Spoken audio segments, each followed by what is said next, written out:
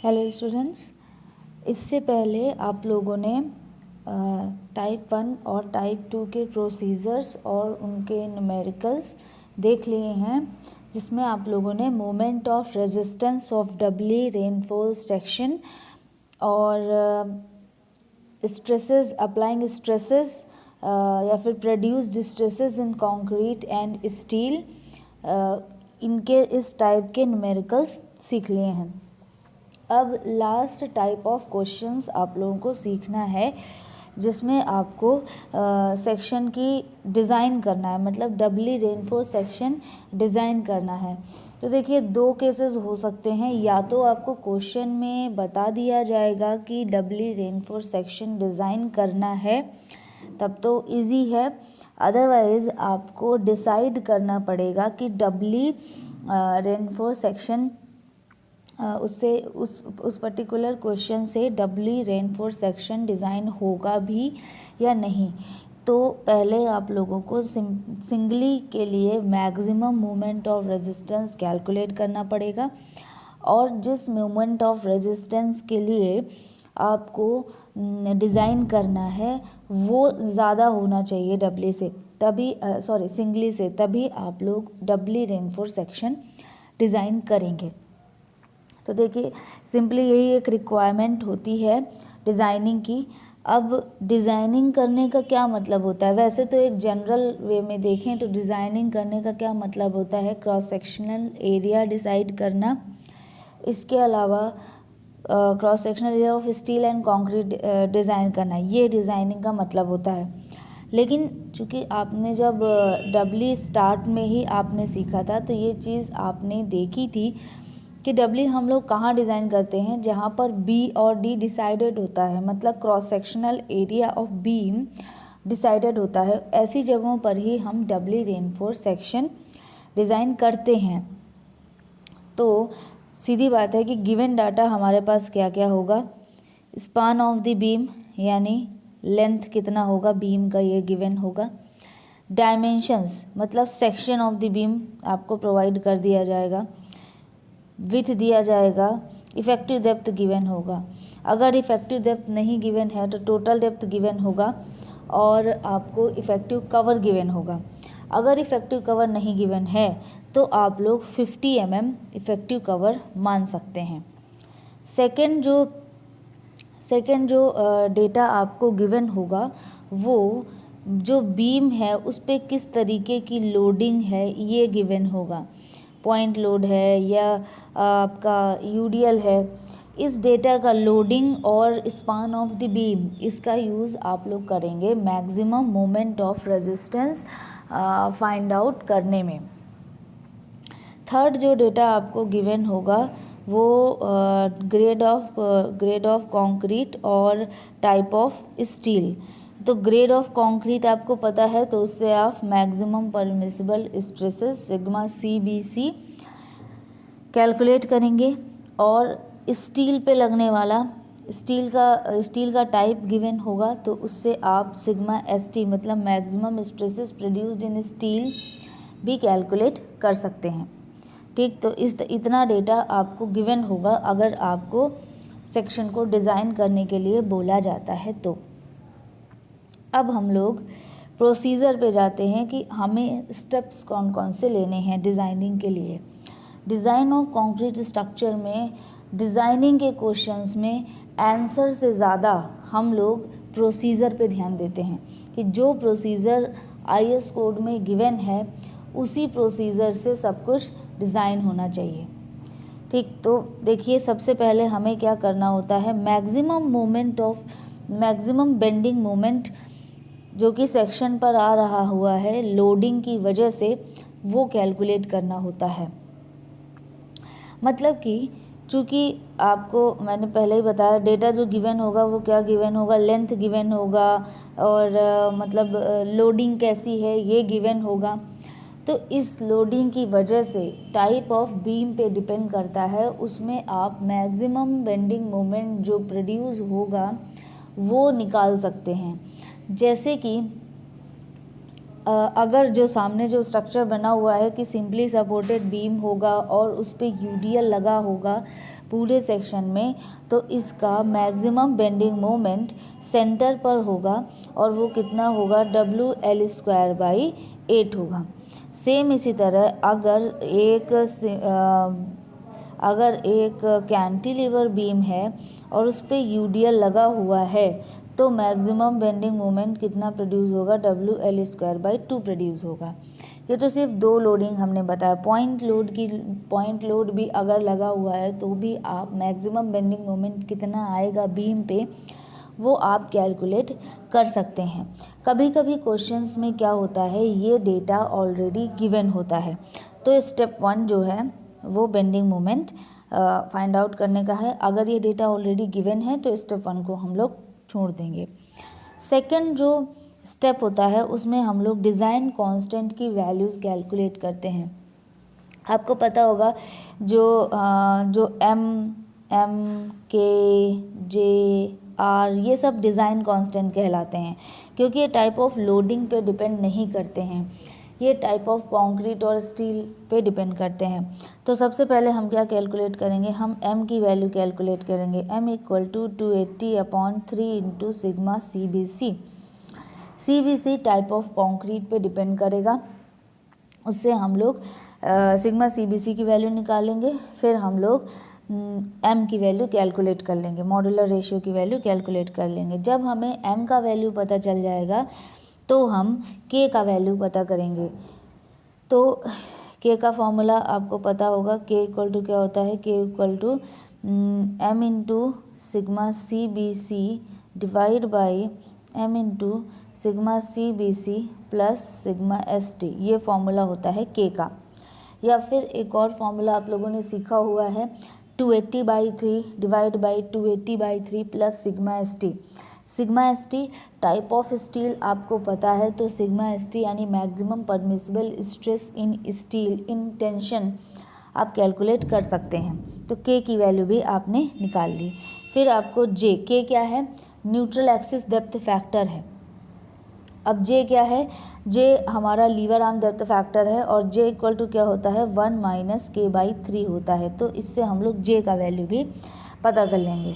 फिर ये एक और डिज़ाइन कांस्टेंट है R। मैंने पहले भी बोला था, हम चाहें तो इसको अभी यूज़ ना करें, हम डायरेक्ट फॉर्मूले यूज़ करें तो ज़्यादा अच्छा होगा। वैसे इसका यूज़ करना भी गलत नहीं है। इससे क्या होता है, अभी जब आप लोग बाद में जब design of concrete structure second पढ़ेंगे तब आप लोगों ने क्या होगा कि बड़े बड़े क्वेश्चन सॉल्व करने होते हैं, तो उसमें मोमेंट ऑफ रेजिस्टेंस की वैल्यू कैसे निकालनी है ये कोई पूछता ही नहीं है। उसमें आप लोग को सेक्शंस डिज़ाइन करने होते हैं, बड़े बड़े स्ट्रक्चर डिज़ाइन करने होते हैं, तब हम लोग के R की वैल्यू फिक्स याद करके रखते हैं कि इस टाइप ऑफ कंक्रीट और इस टाइप ऑफ स्टील के लिए ये R की वैल्यू होगी। तो हम लोग ये पूरा प्रोसीजर नेगलेक्ट करते हैं, डायरेक्ट R की वैल्यूज़ डायरेक्ट रखते हैं। तो फिर भी अगर अभी भी आप यूज़ करना चाहें तो वैल्यू जो है रख सकते हैं। तो k = sigma CBC/2 × k × J, ये फॉर्मूला हम लोग यूज़ करेंगे R की वैल्यू फाइंड आउट करने के लिए। तो इतना डेटा R का वैल्यू आप कैलकुलेट कर लेंगे। टोटल आप लोगों ने सभी डिज़ाइन कांस्टेंट की वैल्यूज़ कैलकुलेट कर ली और मैक्सिमम बेंडिंग मोमेंट भी कैलकुलेट कर लिया। इसके बाद हम लोग एक singly reinforce section of the beam की वजह से कितना मैक्सिमम बेंडिंग मोमेंट प्रोड्यूस हो सकता है वो कैलकुलेट करेंगे। तो इसको हमने यहाँ पर M1 से इंडिकेट किया है। तो M1 क्या है कि M1 है maximum moment of resistance produced by the singly reinforce section of the beam. ये हम लोग कैलकुलेट करेंगे। M1 = RBD², मतलब sigma C/2 × K × J × BD², इस फॉर्मूले का यूज़ करके। तो हम देखेंगे यहाँ पर, हम लोग चेक करेंगे एक बार कि जो मैक्सिमम बेंडिंग मोमेंट जो स्टेप नंबर 1 में प्रोड्यूस हुआ है वो ज़्यादा होना चाहिए M1 से। ये रिक्वायरमेंट है हमारी डबली रेनफोर्स सेक्शन डिज़ाइन होने की। ठीक, तो अगर ये रिक्वायरमेंट फुलफ़िल होती है तो बहुत अच्छी बात है, तब हम लोग डबली डिज़ाइन कर सकते हैं। जब हमारा ये स्टेप हो गया तो हम लोग क्या करेंगे, हमारा स्टेप 3 भी पूरा हो गया। फिर इसके बाद हम लोग स्टेप 4 पे जाएंगे। स्टेप 4 पे क्या है कि इसी M1 को रेजिस्ट करने के लिए कितना रेनफोर्स टेंसाइल रेनफोर्समेंट चाहिए वो कैलकुलेट करते हैं। इसे हम लोग यहाँ पर AST1 से इंडिकेट करते हैं। तो AST1 इक्वल टू क्या हो जाएगा, M1 upon sigma ST into J into D। तो M1 क्या है, moment of resistance generated through the singly section.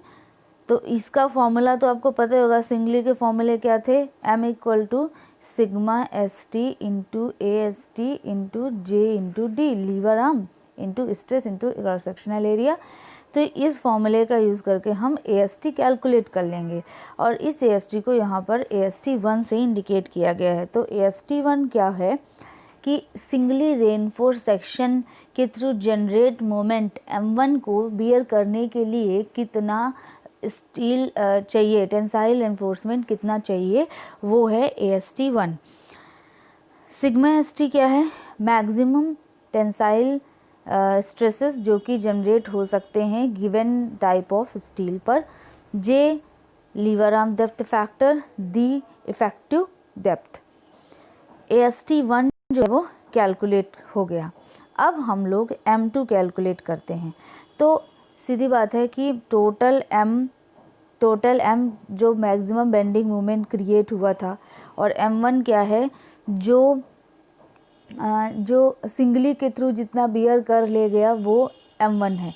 तो अब जो एक्स्ट्रा है, चूँकि ये क्या है, ये जो मैंने बोला कि M जो है वो क्या है, M क्या है, M जो है वो एक्स्ट्रा है, ज़्यादा है। तो कितना ज़्यादा है जो सिंगली बियर नहीं कर सकती, कितना ज़्यादा मोमेंट है जो सिंगली बियर नहीं कर सकती, वो हमें दिखाना होता है। तो वो हम लोग कैसे निकालेंगे कि M1 equal to M1 plus M2, तो M equal to M1 plus M2, तो M2 इक्वल टू क्या हो जाएगा, M माइनस M1। तो कितना ज़्यादा मोमेंट है जो अभी बियर नहीं हो पाया है, उसके लिए अलग तरीके से डिज़ाइनिंग की जाती है। तो वो मोमेंट हम कैलकुलेट करेंगे। उस मोमेंट को हमने रिप्रेजेंट किया है M2 से, और इसी मोमेंट के लिए जो एक्स्ट्रा स्टील लगाई जाएगी वो इसी मोमेंट के लिए लगाई जाएगी। तो हम लोग कैलकुलेट करेंगे M2 equal to M minus M1। इसके बाद calculate the additional area of tensile reinforcement needed to resist M2। ये जो M2 जिसके लिए अभी तक रेनफोर्समेंट नहीं दिया गया है, इसको रेजिस्ट करने के लिए कितना मोमेंट चाहिए, इसको रेजिस्ट करने के लिए कितना रेनफोर्समेंट चाहिए, जो कि चाहिए कितना AST2, उसको कैलकुलेट करेंगे। तो ये कैसे कैलकुलेट होगा, देखिए M2 के रेजिस्ट करना है, ये वाला फॉर्मूला, इस वाले फॉर्मूले पे भी ध्यान ना देगा, ये वाला फॉर्मूला ध्यान होगा आपको कि M equal to sigma ST into AST into lever arm, ये इंटू लीवर आर्म, ये फॉर्मूला आपको याद होगा। यहाँ पे क्या होगा, लीवर आर्म होगा। तो ये फॉर्मूला आपको याद होगा। इसी फॉर्मूले से हम लोग AST2 कैलकुलेट करेंगे। यहाँ पर हम लोग जो AST2 रखेंगे वो AST2 होगा कितना, AST2 कैलकुलेट करना है। जो लीवर आर्म है वो लीवर आर्म कैसे निकालेंगे, D माइनस DT से, जिसमें से D क्या है, इफ़ेक्टिव डेप्थ है, और DT क्या है, effective cover in tension side है। तो इतना D माइनस DT से ये देखिए D माइनस DT से क्या निकला, इसको पहले देख लीजिए आप लोग। ये जैसे टेंसाइल एनफोर्समेंट है तो ये DT हुआ, और ये हुआ टोटल, ये हुआ D। तो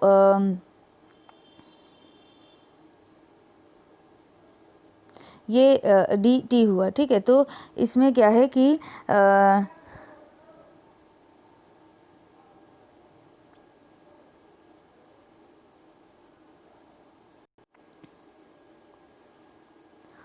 यहाँ से ये जो AST कैलकुलेट होगी, जो AST2 कैलकुलेट होगी, उसमें आपको क्या करना है, AST2 equal to M2 divide by sigma ST into D minus D T, D T की जगह डी डैश करिए।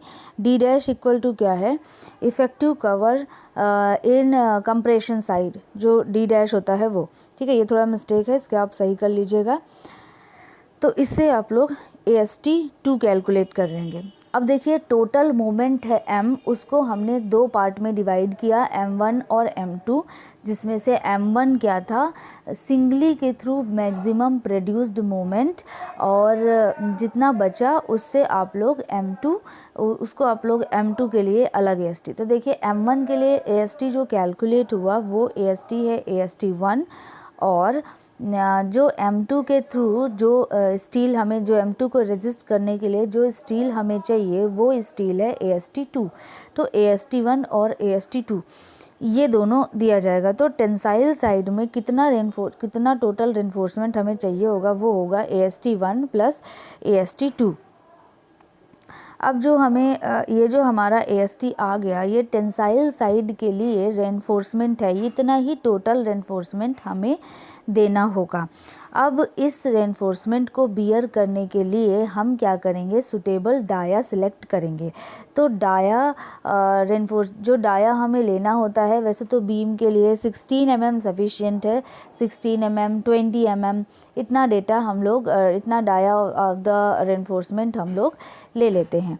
अब फिर हम लोग जब हमने रेनफोर्समेंट ले लिया, तब हमें, चूँकि ये बीम है इसलिए हमें क्या करना होता है, number of the reinforcement bar calculate करना होता है। तो number of the reinforcement bar equal to क्या हो जाएगा, total AST divide by cross sectional area of one बार।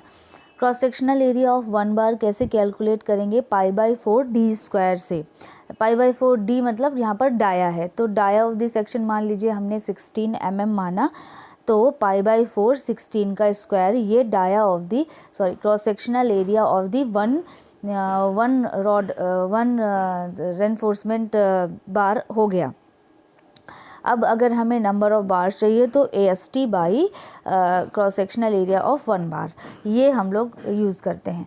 अब फिर से वही पूरी बात है कि अगर मान लीजिए नंबर ऑफ़ बार्स आ गया 4.5 आ गया, या 4.1 आ गया, या 4.9 आ गया, कुछ भी आया, 4 से ज़्यादा आया, तो मतलब हमें 5 बार्स देनी है। मतलब कि रिक्वायरमेंट हमें कितने की है, 4 से ज़्यादा की है, तो 4 से ज़्यादा हम 5 दे सकते हैं, ठीक। तो लेकिन अगर मान लीजिए 5.1 आ गया, तो मतलब हमें 6 देना है, मतलब हम कम नहीं कर सकते हैं नंबर ऑफ़ रेनफोर्समेंट, हाँ बढ़ा सकते हैं, ठीक है। तो आंसर जो हमें दिया जाएगा वो इस तरह दिया जाएगा कि इतनी डाया ऑफ बार्स के लिए, इतनी नंबर ऑफ़ बार्स का इतना डाया ऑफ बार हम लोग प्रोवाइड करेंगे। तो टेंशन साइड का रेनफोर्समेंट जो है वो कैलकुलेट हो गया। अब हम लोग कैलकुलेट क्या करेंगे,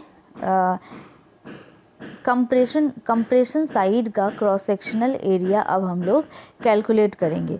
तो जो कंप्रेशन साइड का जो क्रॉस सेक्शनल एरिया है उसको हम लोग रिप्रेजेंट कर रहे हैं ASC से। तो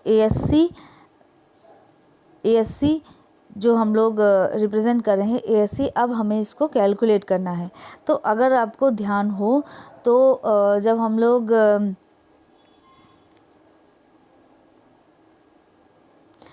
लोग न्यूट्रल एक्सिस कैलकुलेट करते थे, तो हम लोग एक ट्रिक यूज़ करते थे कि कंप्रेशन एरिया का moment about the neutral axis equal to tensile area का moment about the neutral axis. तो वही चीज़ हम लोग यहाँ पर फिर से यूज़ करेंगे।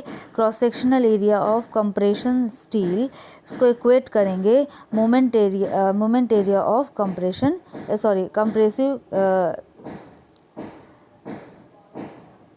कंप्रेसिव एरिया का मोमेंट इक्वल टू एडिशनल जो टेंसाइल स्टील डाली गई है उसको हम लोग बराबर करेंगे। मतलब कि देखिए टोटल जो डब्ली, सपोज़ यहाँ पर ऐसे कुछ डब्ली आया, डब्ली को हम लोगों ने दो पार्ट में तोड़ा। पहला जो है वो सिंगली है और दूसरा जो एक्स्ट्रा रेनफोर्समेंट इधर लगना है वो, ठीक है। तो बात अब जो हो रही है वो सिर्फ इतने रेनफोर्समेंट, ये सेक्शन सिर्फ इतना लिया जा रहा है। इस सेक्शन को हम दोबारा बना दें अगर, तो ये देखिए ये सेक्शन बन रहा है, ऐसे कुछ बनेगा। अब इस सेक्शन में इधर साइड इसकी इस स्टील के थ्रू जितना मोमेंट प्रोड्यूस होगा न्यूट्रल एक्सिस के अबाउट, उतना ही इस स्टील के थ्रू मोमेंट होगा। तो दोनों को हम लोग बराबर करेंगे। तो moment of the compressive steel about the neutral axis, ये क्या हो जाएगा, कंप्रेसिव स्टील का moment about the neutral axis. तो ये आपको ज़रा देखना पड़ेगा, ऐसे देखिए ये न्यूट्रल एक्सिस है, ये क्या है, ये आपका n है, न्यूट्रल एक्सिस का डेप्थ है, ये यहाँ से यहाँ तक क्या है, ये d डैश है, ठीक है। तो ये यहाँ पर ऐसे लग रहा है, तो इस फोर्स का यहाँ से डिस्टेंस कितना हो जाएगा, n माइनस डी डैश हो जाएगा। और ये इक्विवेलेंट सेक्शन जब हम लोग इसका बनाते हैं इन रॉड का, तो क्या बनता है, MC-1 इंटू ASC। तो क्रॉस सेक्शनल एरिया का मोमेंट क्या हो जाएगा, MC-1 into ASC into n minus D dash. अब MC क्या है, मॉड्यूलर रेशियो है कंक्रीट के लिए, तो ये वैल्यू 1.5 टाइम्स ऑफ m के बराबर होती है। तो यही फॉर्मूला क्या बन गया, 1.5 m-1 into ASC into n minus D dash. अब मोमेंट फिर इसके बाद हम लोग टेंसाइल स्टील के लिए मोमेंट निकालेंगे, जो कि जिसको हमने AST2 से रिप्रेजेंट किया है। तो AST2 जैसे अब ये बना देते हैं ये, तो देखिए ये यहाँ पर यहाँ से लेके यहाँ तक डेप्थ कितना है, d है, और यहाँ से लेके यहाँ तक कितना है, n है। तो ये वैल्यू यहाँ से यहाँ तक कितनी हो गई, d माइनस n हो गई, बीच का डेप्थ हो गया d माइनस n। और ये जो क्रॉस सेक्शनल एरिया है ये है AST2, और equivalent cross sectional area concrete का इक्विवेलेंट, मतलब इस स्टील का equivalent section in terms of concrete कितना बनेगा, m इंटू AST2 बनेगा। तो मतलब m into AST2 multiplied by d minus n। अब इन दोनों को हम बराबर कर देते हैं। तो 1.5 m-1 into ASC into n minus D dash equal to m into AST2 into d minus n। अब ज़रा इस फॉर्मूले में देखें, तो देखिए AST2 हमें चाहिए, सॉरी ASC हमें चाहिए, AST2 हमें पता है, बाकी सभी वैल्यूज़ हमें पता हैं। देख लेते हैं क्या क्या हैं। 1.5 multiplied by m modular ratio है 280/3 इंटू सिग्मा CBC, इसका यूज़ करके अभी हमने कैलकुलेट किया था। ASC जो है वो अननोन है। n क्या है, डेप्थ ऑफ न्यूट्रल एक्सिस है, ये भी हम लोग कैलकुलेट कर पाएंगे, और कैलकुलेट कर लेंगे ना, W के लिए न्यूट्रल एक्सिस का डेप्थ कैलकुलेट करना आपको सिखाया गया है। D डैश क्या है, D डैश है कंप्रेशन स्टील जो लगा हुआ है एक्सट्रीम फाइबर से, कंप्रेशन स्टील कितना डेप्थ पर है वो होता है D डैश। M क्या है, मॉड्यूलर रेशियो है। AST2 क्या है, AST2 है जो M2 मोमेंट है उसको बियर करने के लिए जितना AST चाहिए वो ऑलरेडी अभी थोड़ी देर पहले कैलकुलेट हुआ है। D क्या है, इफेक्टिव डेप्थ है। N क्या है, न्यूट्रल एक्सिस है, न्यूट्रल एक्सिस का डेप्थ है। तो ये सभी वैल्यूज़ हमें पता हैं, इससे हम लोग ASC कैलकुलेट कर लेंगे। ASC क्या है, कंप्रेशन साइड में cross sectional area of steel है। तो जब cross sectional area of steel है तो हमें एक सुटेबल डाया सिलेक्ट करना होगा। कोई भी डाया ले लीजिए, 16 लीजिए, 10 लीजिए, 20 लीजिए, 8 लीजिए, नंबर ऑफ़ बार्स निकालनी होती हैं हमें। तो अगर आप 16 mm डाया लेकर काम करते हैं तो नंबर ऑफ़ बार सपोज़ 1 या 2 आया, मान लीजिए, तो सपोज़ 3 आ गया, और फिर आपने किसी दूसरे पर्सन ने 20 mm डाया से कैलकुलेट किया तो नंबर ऑफ़ बार्स आ गया, सपोज़ उसका 2 आ गया। तो मतलब ये कोई बेस नहीं है, हमें क्रॉस सेक्शनल एरिया हम लोग कैलकुलेट करते हैं तो वो हमारा सही होना चाहिए। बाद में नंबर ऑफ़ बार्स के फॉर्म में जो आंसर्स आते हैं वो डिफ़र हो सकते हैं, सब के आंसर्स डिफ़र हो सकते हैं। इसके बाद कुछ चेकिंग जो है वो हमें करनी होती है, जैसे कि जो कंप्रेशन रेनफोर्समेंट हम लोग देते हैं वो किसी भी time 4% of the cross sectional area से ज़्यादा नहीं होना चाहिए। 4% मतलब 4/100 ऑफ ग्रॉस, मतलब कि total cross sectional area, B और कैपिटल D, तो B और कैपिटल D। मैंने आप लोगों को बोला था ना, सिर्फ चेकिंग के लिए कहीं कहीं पर कैपिटल D यूज़ किया जाता है, इसके अलावा कहीं पर भी कैपिटल D यूज़ नहीं होता है।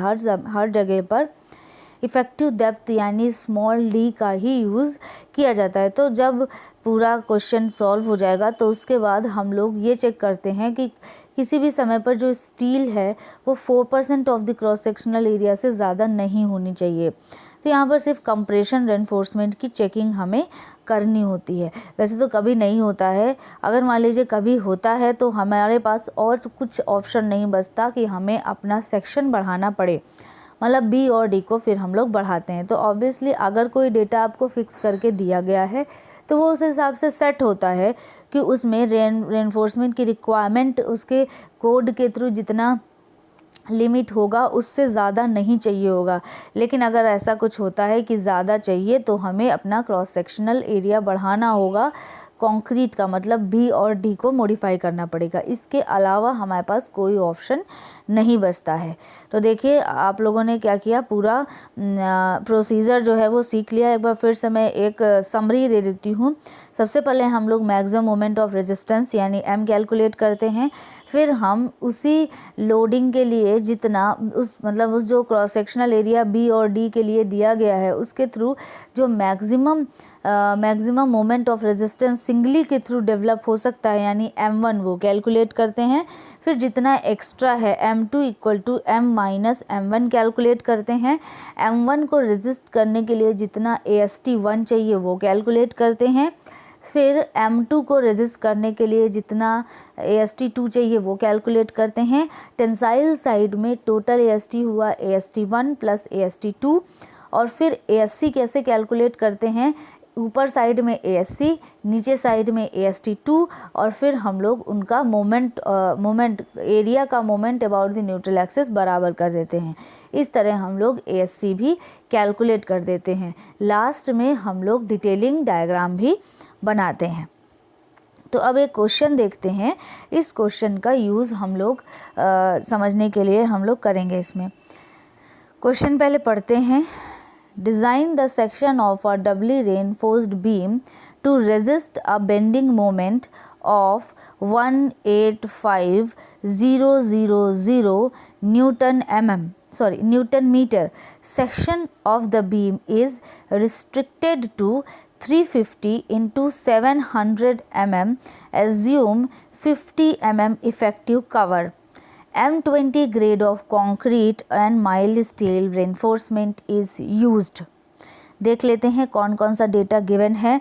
आपको एक डबली रेनफोर्स बीम डिज़ाइन करना है, इन्होंने पहले ही क्वेश्चन में ही बता दिया है। एक बेंडिंग मोमेंट कितना रेजिस्ट होना है ये भी इन्होंने बता दिया है। अगर ये डेटा ना गिवन होता तो हमें स्टेप 1 में m का वैल्यू कैलकुलेट करना पड़ेगा WL²/8 या फिर WL²/2 से। डिपेंड करता है कि सेक्शन बीम कैसा दिया गया है, सिंपली सपोर्टेड या फिर कैंटिलीवर।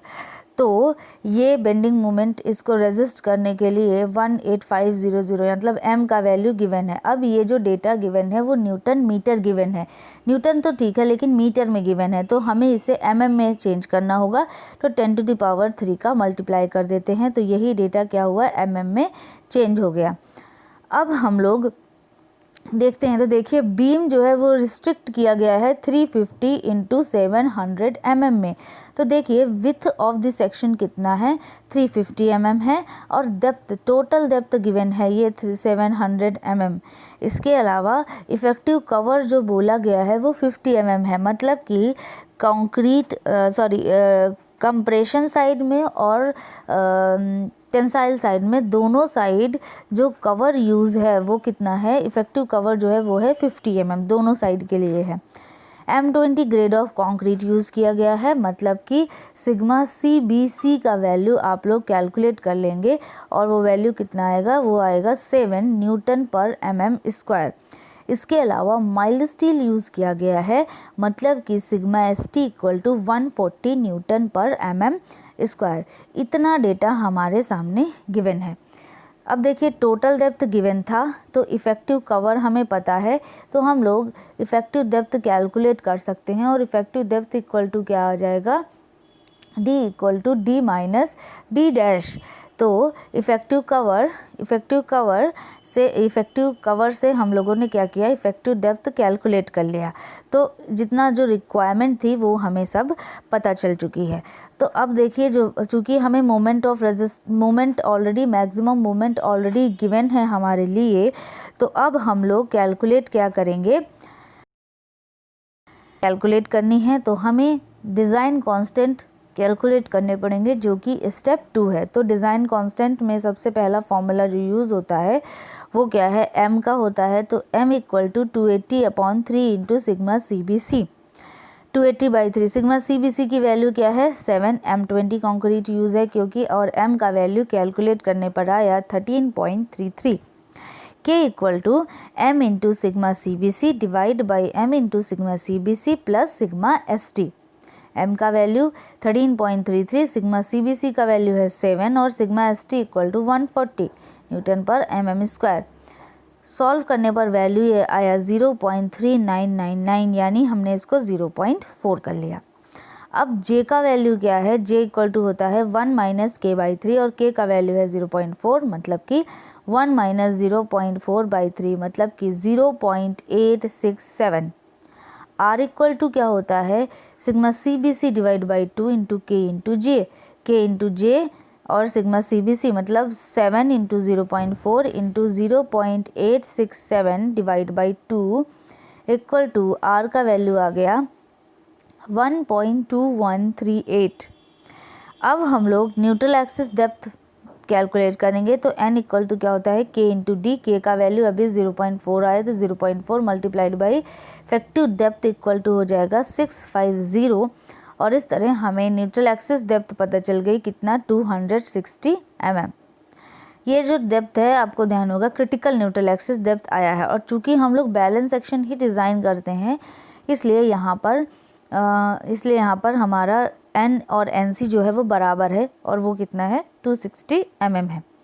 अब हम लोग बैलेंस सेक्शन, सिंगली के बैलेंस सेक्शन के थ्रू कितना मोमेंट ऑफ रेजिस्टेंस डेवलप हो सकता है वो कैलकुलेट करेंगे, और वो है कितना, m equal to RBD square.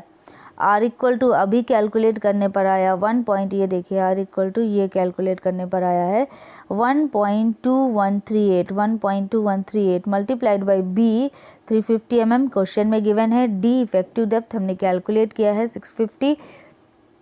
तो m1 इक्वल टू आ गया 179490675 न्यूटन mm। चूँकि अब यहाँ पर एक कंपेयर किया जाएगा, देखिए m कितना गिवन है जो पूरा रेजिस्ट करना है, तो वो देखिए वो इतना है, ठीक है। ये वैल्यू जो है वो ऑब्वियसली जो सिंगली के थ्रू जो मोमेंट ऑफ रेजिस्टेंस आया है इससे ज़्यादा है।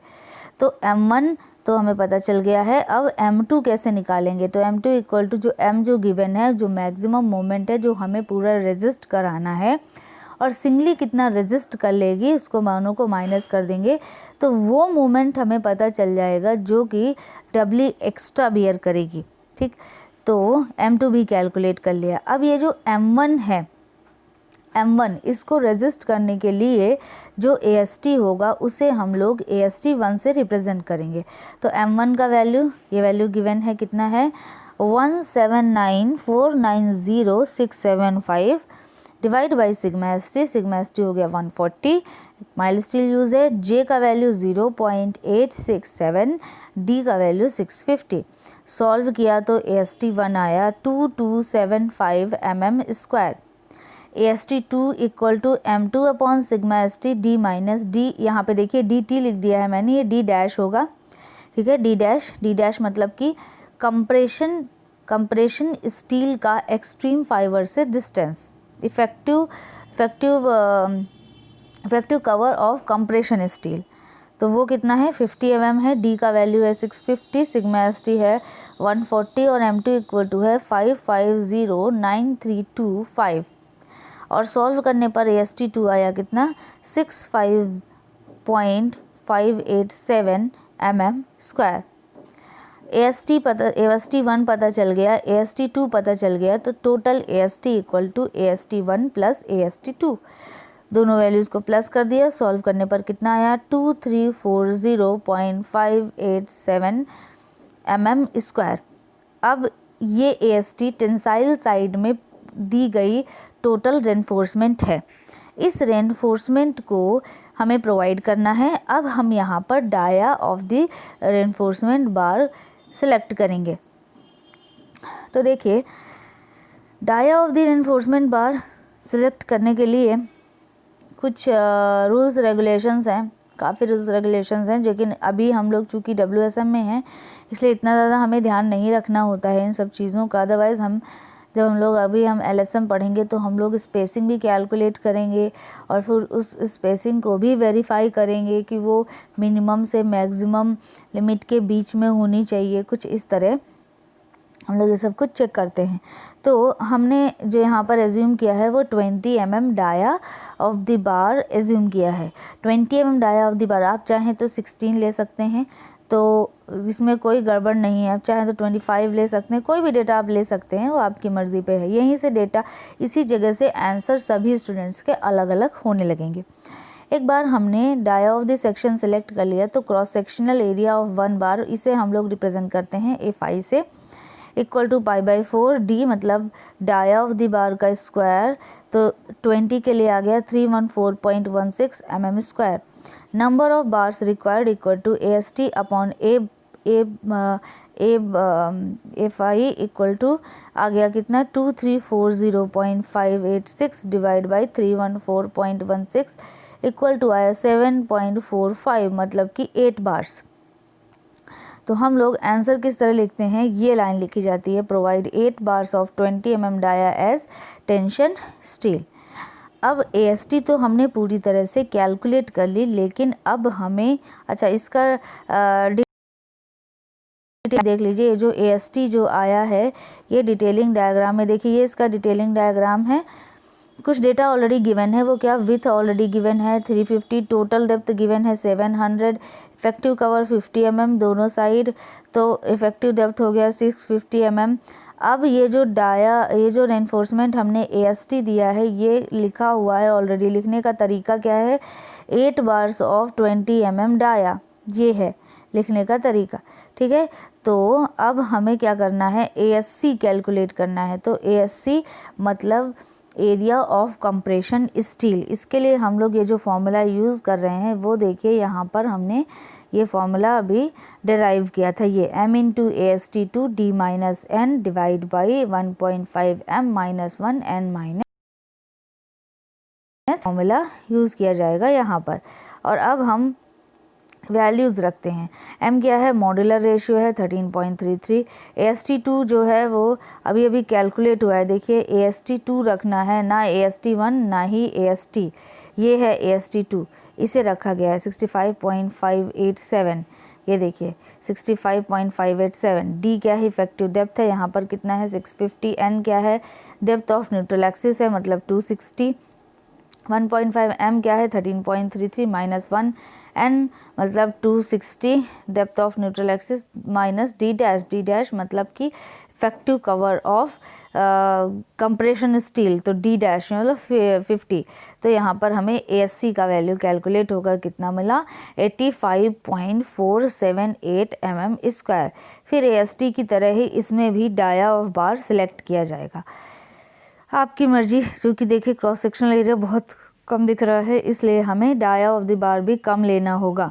तो हमने सेलेक्ट किया 10 mm, आप चाहें तो 8 या 6 भी सिलेक्ट कर सकते हैं, वो पूरी तरह से आप पे डिपेंड करता है।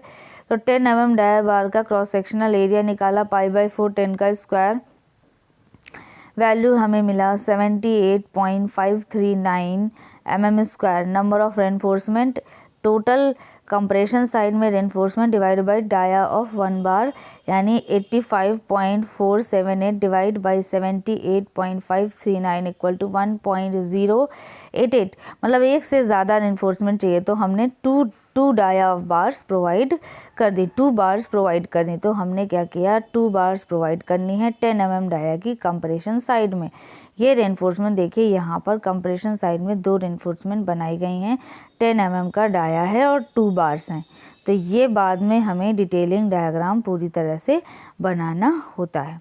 इस डायग्राम को अच्छे से देख लीजिए। ये अगर डायग्राम आप नहीं बनाते हैं तो आपका क्वेश्चन क्या रह जाता है, अधूरा रह जाता है। तो डब्ल्यू भी यहाँ पर ख़त्म हो गया है। डब्ल्यू ख़त्म होते ही आपका यूनिट 1 जो है वो ख़त्म हो गया है।